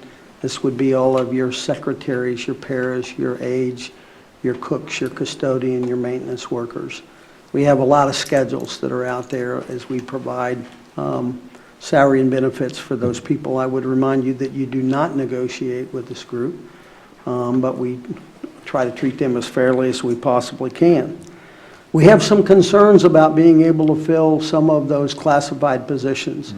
I'll give an example. We've got, I think, an electrician and a plumber position that's been posted, an HVAC position for a couple of years now, not being able to, in a full economy, be able to provide people to provide that service, but also, very importantly, our paras and our aides in our classrooms.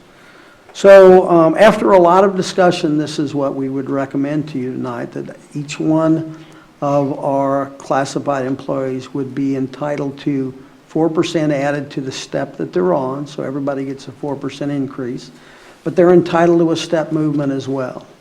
So again, that would put that raise over 4%. I'd also recommend that you pay the $49 a month additional cost, which would be very much needed for these staff members to be able to continue their health insurance. The last piece of that is that we're going to monitor these adjustments, and we will most likely come back to you in the spring And if we continue to have hard-to-fill positions, much like we did with substitutes a year or so ago, we'll ask that you consider a mid-year adjustment for those people that will let us work to continue to fill those positions. That'll let us pinpoint, look at the market, see what the adjustment is to the 4% in terms of us being able to hire and maintain people, and then really guide and direct your dollars to adjust those salaries that are the hardest to fill. So that would be our recommendation tonight. All right. Is there a motion? So moved. Second. Moved by Mrs. Goodburn and seconded by Mr. Stratton. Any further discussion?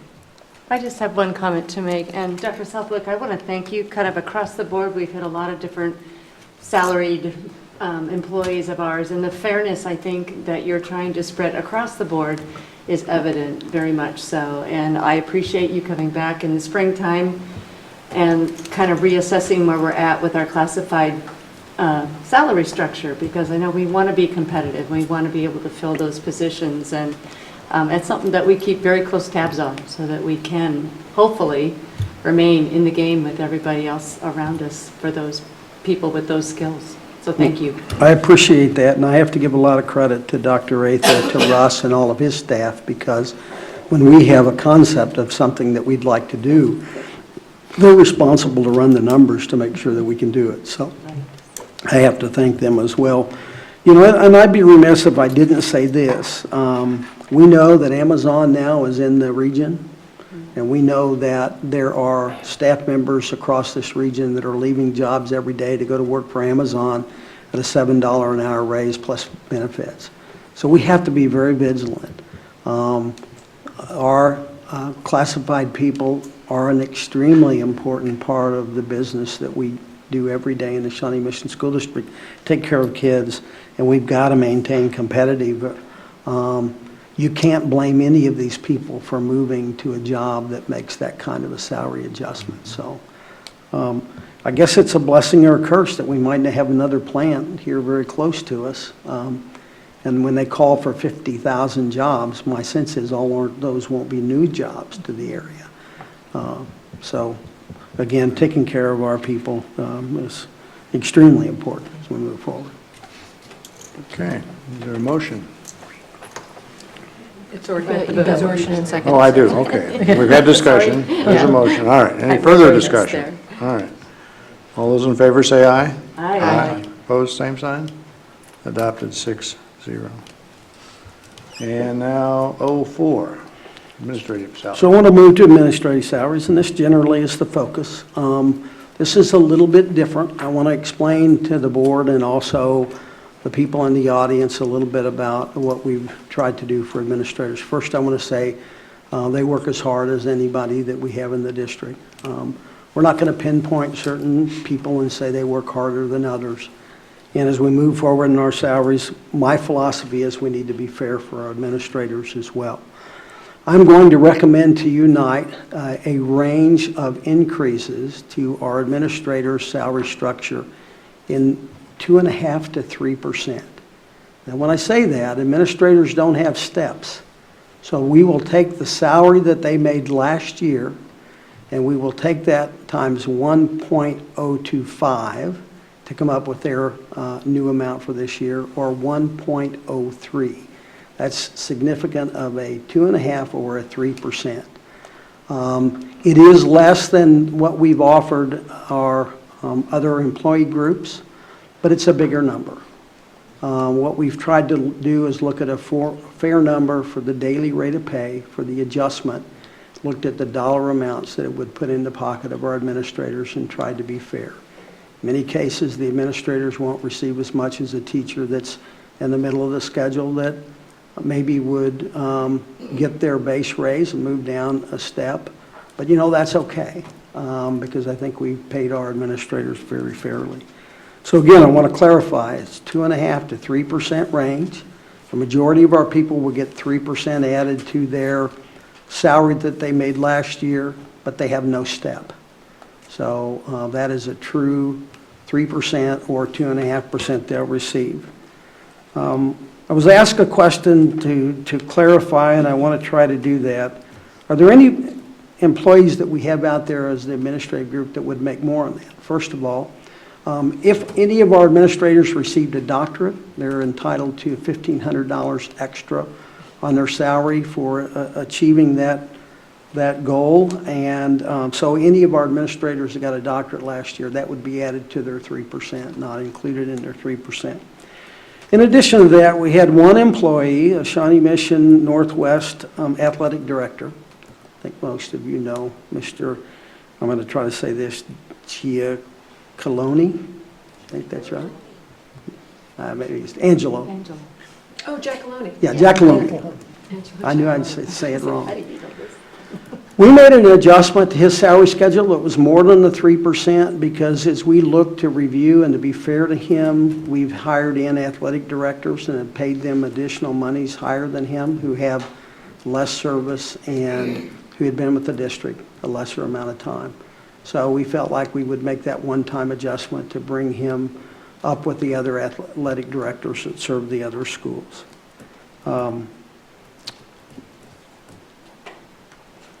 2.5% and 3%, that's what will be there. Now, the contracts are not issued. I wasn't going to be presumptive and put together a contract that we send out to administrators until you've given me the approval. But we will work over the next several weeks to send that adjustment or addendum to the administrators. Again, you hired them. You did their contract in last year. Mine was done in December. Everybody else was in January and February. This is just an addendum to the amount, plus the medical. You're going to pay the medical benefit. If the medical benefit was available to our administrators, then they have an opportunity to take that benefit. So that's where I'm at. I move approval. Second. Okay, Mrs. Bisfield and Mrs. Zila. Further discussion? Just a couple quick clarifications. Thank you for the explanation. We're dealing with cash only, so this is a cash That's increase. correct. We're not talking about any benefits on top of that? Nope. Because that will vary depending on what they select. That's correct. And second, I want to make more of the public statement that you're hired on several hats that you wear, but I want to make sure it's been publicly known that we've already compensated you for your role as the interim superintendent, so you're not involved in this increase as well. I didn't mention that, but that's true. I would be the administrator that would not receive a raise as a part of this compensation package. Thank you. Okay, it's moved and seconded. Any other discussion? All those in favor say aye. Aye. Aye. Opposed, same sign. Adopted 6-0. Now we get to P1, which is approving the Aquatic Center construction contracts. Dr. Southwick. So the construction contracts, a little bit about the process tonight. You're going to be asked to approve a total amount of $27,816,850. I clarify that there was a little over $4 million, almost $4.5 million of that was a value added on the parking garage that we've agreed with the city of Lenexa to enter into an agreement to purchase that. We will actually approve the amount. They will reimburse us for those dollars. We own the garage, so we have to pay the money. They will, along the way as we bill, they'll pay us for that portion of it. That leaves the Aquatic Center at about $23 million. They're all tied up into this number, and we would ask you for approval of. One last thing I would say, this is, and I apologize for this is a construction manager agency job. Bob Robinson will manage all of the contracts for the individual subs.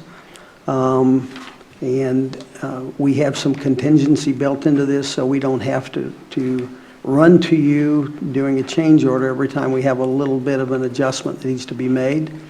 I think we settled at 3%, Bob, is that right? Correct. And that will allow us to manage these projects along the way. Reminder, if we don't spend that contingency money, it goes back into the construction fund, which will let us do other projects. Okay. So moved. By Mrs. Mack, Second. by Mrs. Zila. Any other discussion? All those in favor say aye. Aye. Opposed, same sign. 6-0.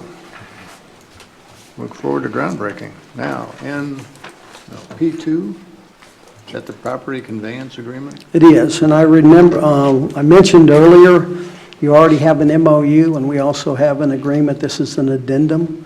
This addendum actually outlines the issue with the parking garage.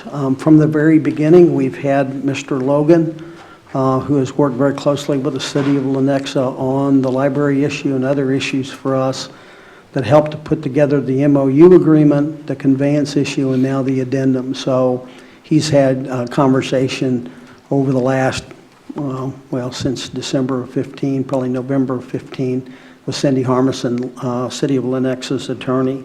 So we've got a pretty airtight agreement and feel it serves both of us as we move forward. Good. I would move approval. Second. Mrs. Zila and Mrs. Goodburn. Any other discussion? All those in favor say aye. Aye. Opposed, same sign. Okay, adopted 6-0. All right, now we come to our Board of Education action items. We have, I think when we met September, was it 6th? We had a draft of a timeline that was presented to us. We've massaged that a little bit, so now we have sort of our final draft timeline, and it's been presented to the board, I think. Can you put it up, Terry? Which just sort of gives us sort of the scheme or the time as to how things will happen in our search. Do you have comments, Dr. Dietrich? Well, I would just echo what I said earlier, as we presented this to our stakeholder groups today. There hasn't been any concern about the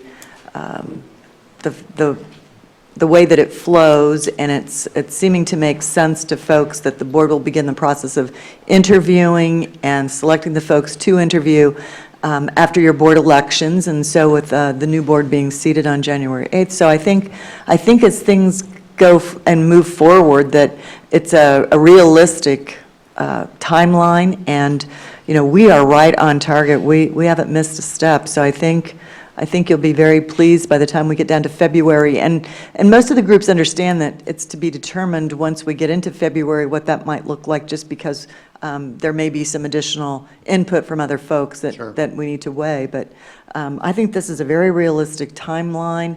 I think that you'll be able to have a quality pool of candidates and be able to do your interviews, barring any weather issues. Yeah, I was going to say, we haven't included snow days. Weather, no snow days, yes.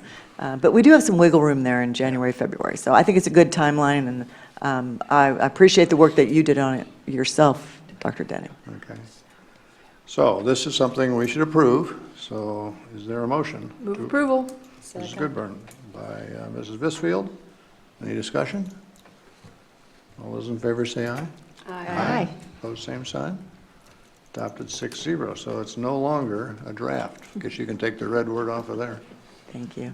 And will you post this on your main page of your website or some link to? Sure. Thank you. I say that.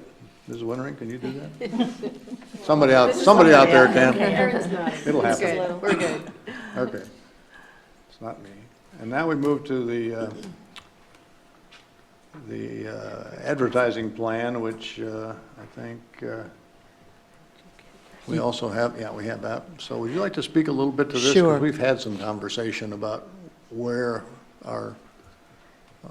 we get our biggest bang for our buck. Yes, we did quite a bit of research after our last board meeting when we wanted to know a little bit more about what the power posts look like on AASA, and I think we know what that's like now. You're going to be getting some additional advertising on veterans, diversity, and social sites through AASA, but the Education Week newspaper and website piece is the one that I talked directly to the Education Week sales rep for our area.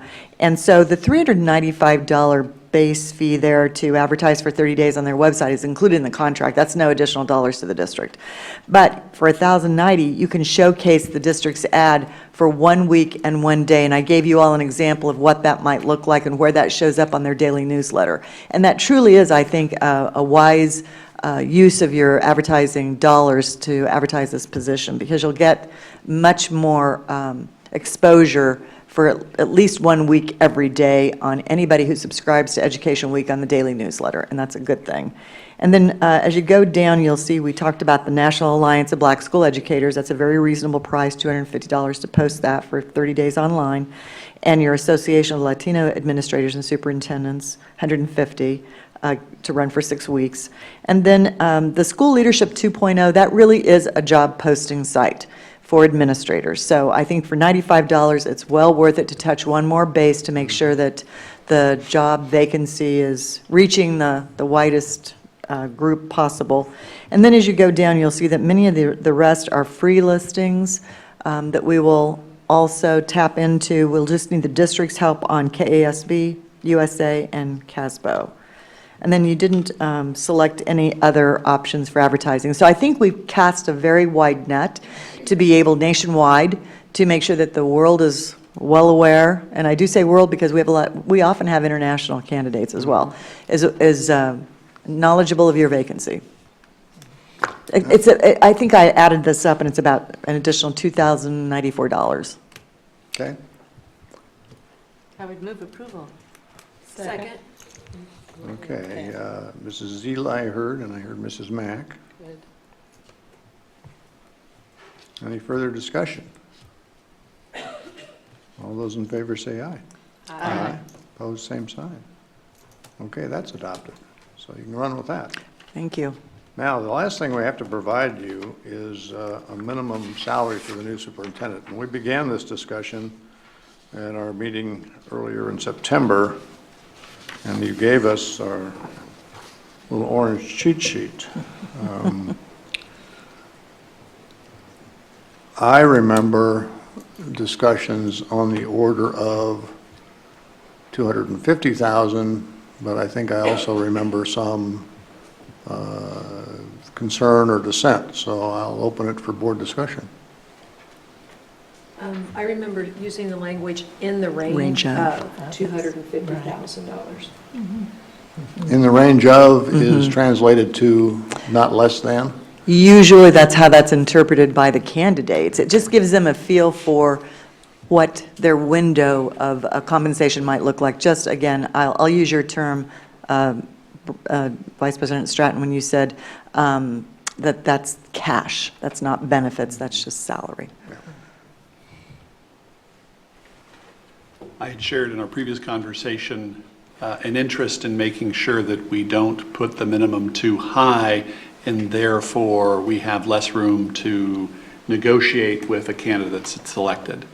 I also understand the catch-22 behind that is when you advertise a position and you give a number that's at the low end of a range or a lower end, that may or may not be incentive for a candidate to apply if they're currently at a position that's higher than that. I'll still contend that my first point overtakes my second point, and that I'm really concerned that we lose the ability to negotiate with a candidate if the number's too high. The spreadsheet that we've been provided with the various districts shows that most folks are in that general ballpark. I see that someone at Blue Valley started at 230 and has been ramped up close to 250 since then. I guess I contend that I would still be more comfortable with a 235 minimum with language that would say, of course, open to negotiation. Or you could say, if you wanted to land on 235, if I might suggest, you might say with additional dollars based on experience, education level, you know, those kinds of terms that we use when we look at qualities that you're looking for in your next superintendent, years of experience, those kinds of things. I'm fine with that language as well. I think when we discussed at our September meeting, early September meeting, though, that the last time we did this, it said in the Yes. range of 250,000. It did. I would hate to go backwards. Yes, that's correct. I would agree with you, Sarah. I agree. And it's currently in line with those other districts around us. So I think that is the caliber of talent that we want to attract for this job. And we don't want the salary to be a hindrance for them to even consider us. But again, I mean, and recall last time, we said in the range of $250,000, Right. and that was In the not range the of. cash. It was below that, so. Mm-hmm. I understand why you might think it's a minimum, but that was not our experience, and it's not always the case. I think in the range of leaves it maybe blurred enough, possibly, to still attract and still negotiable. That's my feeling. Others? Donna? Well, I think we did the last time with that amount. And it doesn't seem like we should now be backing down. Bless you. I concur. I would move approval of naming that salary in the range of $250,000. Second. Okay. Moved and seconded.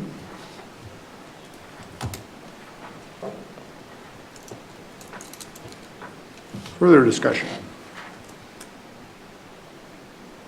We got it. Okay. All those in favor, say aye. Aye. Aye. Opposed? No. Okay. Adopted, 5-1. Thank you very much. Thank you, Brenda. Stay on your toes, you're going to be busy.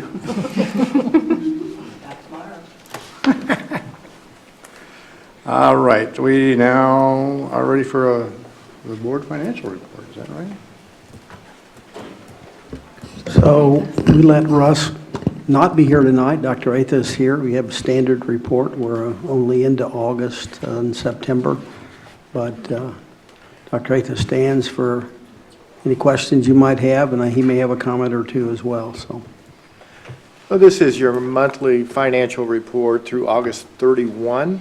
That reflects 2 months, July and August, of our 2017-18 budget.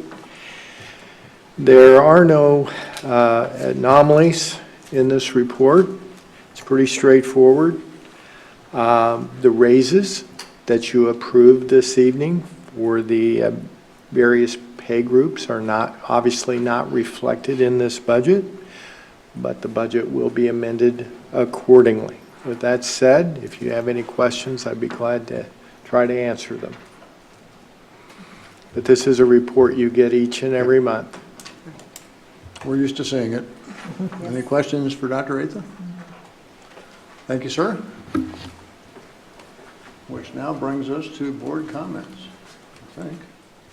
Yeah. I have a comment, Dr. Beals. Mrs. Eli. The board has begun their school visits again, and last week, and we are in the midst of elementary schools right now, and I must say it's great fun to be in the schools, to see the pre-K classrooms. We did make it there, kindergarten and all the way on up. We had some charming 6th grade guides today, as well as the principals that usually take us around. So it's a joy to be back there and to see great learning going on in those classrooms. Mrs. Mack. During our workshop presentation, which was really great, a lot of great information from everybody that presented, it was acknowledged that there's not consistency across our district, high schools, on providing financial assistance to students, whether they're AP classes, test taking, concurrent credit classes, for those students that need financial assistance. This has been this is a personal passion of mine that I have shared with other board members, that in my opinion, I think that it is an absolute shame that we have students in our district who are taking classes that they could be getting college credit for that they cannot afford, and therefore they don't get the college credit. I was always taught that education can never be taken away from you. Lots of things can be taken away from you, but the education that you receive cannot. So I would like to see, given the information that we had tonight, I would really like to see the district start a dialogue at some point in time on how to get consistency across the district so that all means all across all, I'm going to say all 6 of our secondary buildings. Good comment. Others? Couple Yes. there. A couple things. First of all, I don't want it to go unnoticed that we've had some students sit it out through the entire meeting, over 2 hours in the back. And so I at least have to ask what schools you're from, and you can tell us why you're here. I know it's an engaging process, but I thought we'd at least recognize you. So we are Shawnee Mission North, and we're here for our AP government class. Great. Welcome. Thanks for being here and for sticking it out. My role on the board is to be the liaison to the Shawnee Mission Education Foundation, so I wanted to give a quick update as well. We already talked about the October 10th being a very important date, and I sat in on the last board meeting, and they did a great job of brainstorming on to continue to grow that. I was on that board 10 plus years ago, and I remember when we would talk about how maybe someday we'll be able to take the whole convention center, because we had a little partition up. Today, we fill that entire building, and it's a testimony to the work of the foundation, so thank you to them. I also want to speak on behalf of that foundation board, because it's an incredible group of patrons from our community who participate to not only raise money, but to continue to raise awareness for our school district, and they do a great job, so it's been nice to sit in on watching that group share their expertise with the district. I want to thank our board members for walking through the board manual process that we did, and we completed that, and it was very helpful. And I think not only for us to improve our governance, but also when we hand off some of the seats, not only to the most recent board, the next board, and to future boards, that'll be great to have that too. I shared with my board peers this week an idea for a next step in governance, and that is the creation of board advisory committees. As we've engaged with SMAF and as we've engaged with other groups, we have 140,000 patrons in this district. I think we're missing the opportunity to engage them. I'd like to reintroduce the idea of board advisory committees to our district. We did away with them back in 2004 in advisory capacity, and I'd like to expand and formalize the input again on how we can bring the input and expertise of this community back to this board. Secondly, our role is governance, and we have a checks and balances obligation, and as we bring a new superintendent on, I believe that it would be really helpful to have this form of additional governance and input in place so that we have the ability to introduce this new superintendent to the structure we've already spent time putting in place to have true checks and balances, our governance, community input, together with the new administrator. I think that would make a great triumvirate, and so I propose that. I turn to my board peers for a future conversation, but I've provided them with the board advisory committee idea, and we can chew on it at a later date. Okay. Other comments? I have one that I thought was really interesting. I have a colleague who's a ham radio operator, and he also leads a bunch of scouts, and so he went up to the Scouting 500 this last weekend, set up his ham rig, and made it possible for a group of scouts to speak directly to an Italian astronaut flying in the International Space Station. I find that just incredible. You know, E.T. phone home, and so I think, you know, we have education and STEM and all these kinds of things going on all around us. It's not just in our schools, it's everywhere, and I'm really pleased to see it. So hats off to the scouts. Seeing no further business, we are adjourned.